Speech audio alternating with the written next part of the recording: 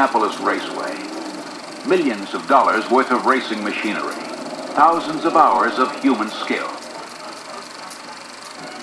Parades and bands and crowds of people creating a wonder of excitement, waiting to crown a new champion. Like the great sports arenas of the world, Indianapolis Raceway is a place of legendary cars and drivers. It is a gathering place of racing's most famous names. But who wins the race is often not half as interesting as the story of what it takes just to get here. Most race cars are sponsored by a corporation or an individual. Their dream is shared by a few. For this team, the sponsor is more than 1 million people, the men and women of the International Association of Machinists and Aerospace Workers. This is the car that carries the colors and the hopes of the Machinists Union.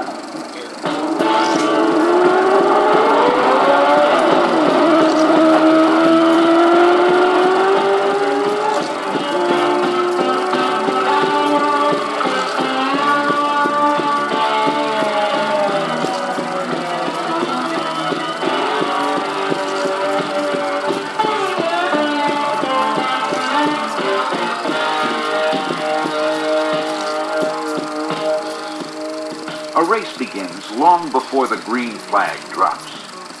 A race car begins with a team of talented people. For months, machinists and mechanics shaped and formed raw metal.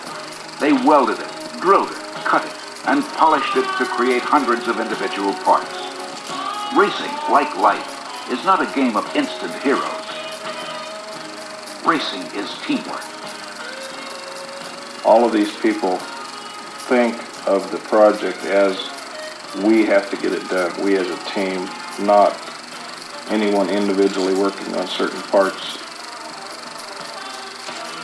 These people are members of two teams, the IAM racing team and the union team.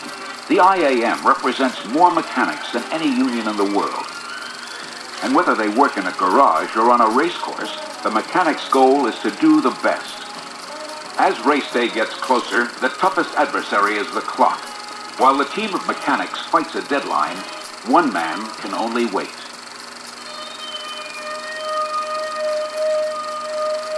The driver feels the press of time differently from the others. You don't really appreciate the physical stress and the mental stress and the combined fatigue you get in a race car before you drive in a long race like the Indianapolis 500. You need to develop a lot of determination because it's not an easy thing to do. I think that participating in sports in general is an important preparation. You know, I try to do things that tax your system for a long time to simulate the 3.5 hours you spend on the race car.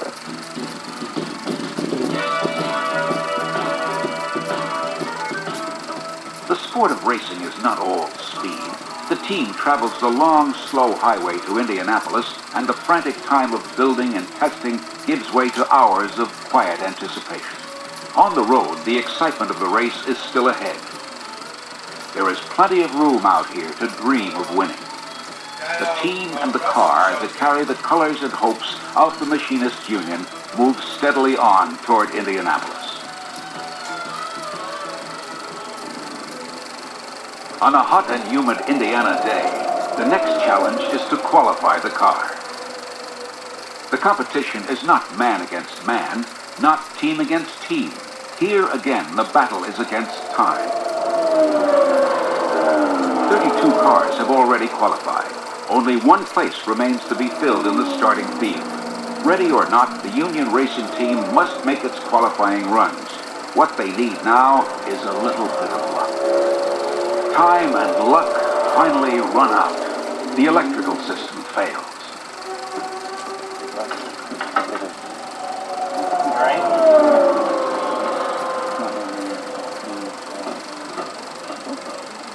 The dream of winning the Indy fades as the checkered flag falls on the last car to qualify.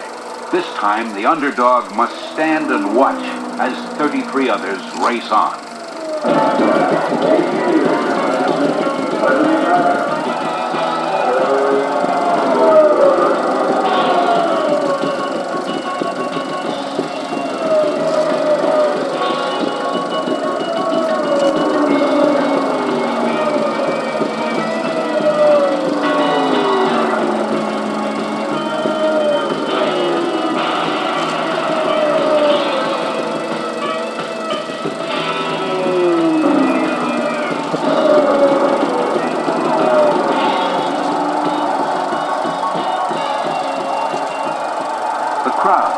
becomes the new champion.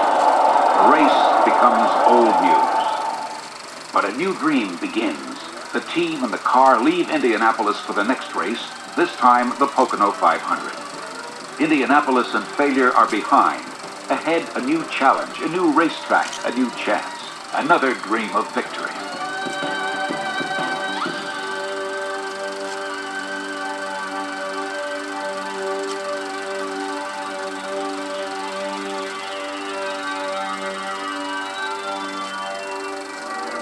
All the cars that ran at Indianapolis are here at Pocono. The machinist's car has been modified. A new wing, new exhaust, and new hope for the team. Pocono is a different raceway. How will the car handle on this track? Will the problems that kept the car out of the race at Indianapolis crop up again here? The IAM race team reflects the union's spirit of optimism. The underdog won't be kept down.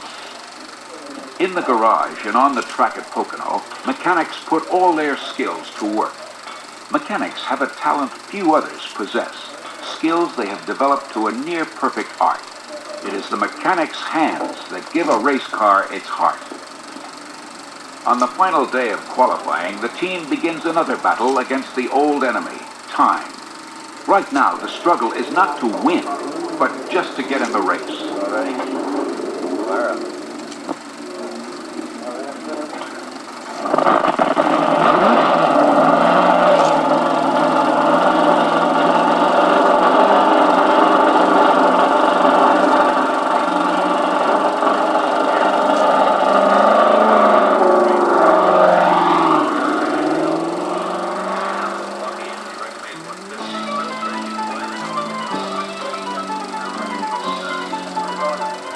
Pocono is a difficult racetrack to sort a race car at because there's three different corners on the racetrack, and they're all different in the length of the corners. The radius of the corner is all different, as well as the banking, which makes a big difference in how the race car handles.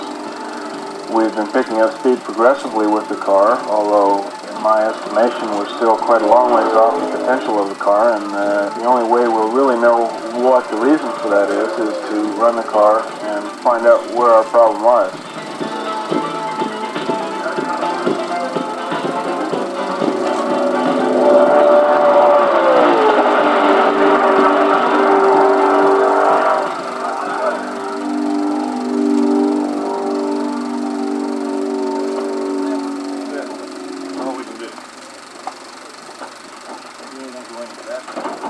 The hard work pays off. Speed over 3 qualifying laps is not the fastest, but it's good enough to put the IAM car in the outside position of the final row at Pocono.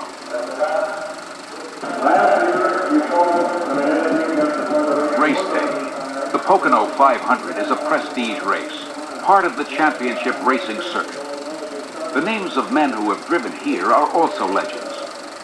Foyt, Vukovic, Unser, Rutherford, Parsons, a fraternity of the famous and the fortunate. As at every championship racecourse, pressure and tension build as race time nears. Nerves are as finely tuned in the human body as engines are in the machines on the track. The underdog is ready.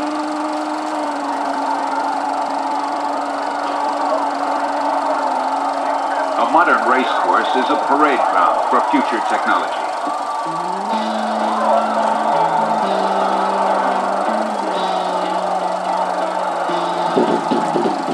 Looking like something from far out in space, the race cars move onto the track, lining up for the start.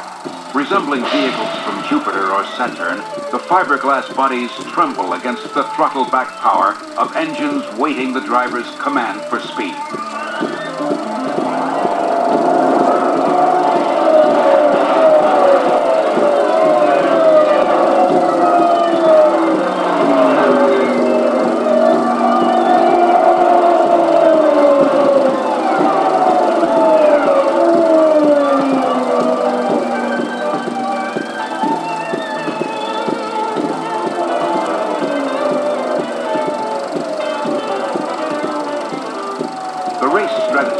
To move up as slower running cars drift behind.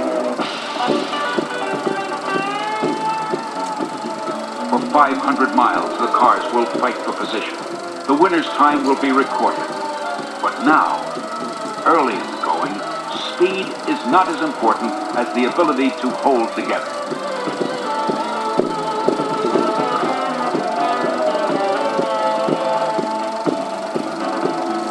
Moving nearly 190 miles an hour in the straightaways, there is untested stress on engines, wheels, suspensions, on every part of the racing machine. Inside the engines, pistons heat to crucible temperatures. Tires wear thin with every turn. During the 500 miles, each race car will make pit stops for fuel and tire changes. Teamwork is crucial to victory.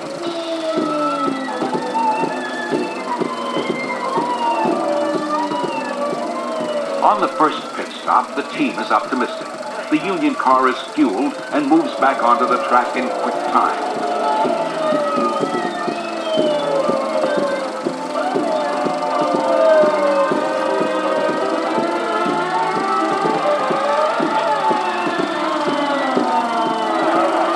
It's easier to learn how to drive a race car than to master the skills it takes to keep one running in a race like this. Union mechanics have given the underdog plenty of heart for the fight. The race strategy is working. The machinist's car moves up in the field.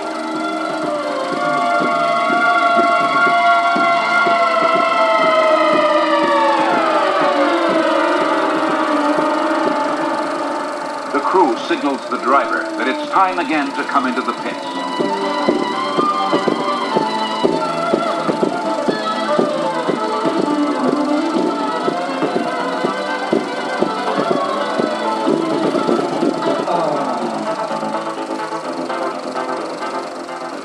The second pit stop turns out to be the final stop. A small bearing in the engine fails, and with it crumbles the dream of 1 million members of the Machinists' Union to win the Pocono 500. No one plans to drop out of the race, but by some good fortune, we may also win when we lose. Even in defeat, the dream stays alive. Man is a designer, a builder, a craftsman, always aware of the odds against him. Always eager to test those odds. Always ready to share a new dream.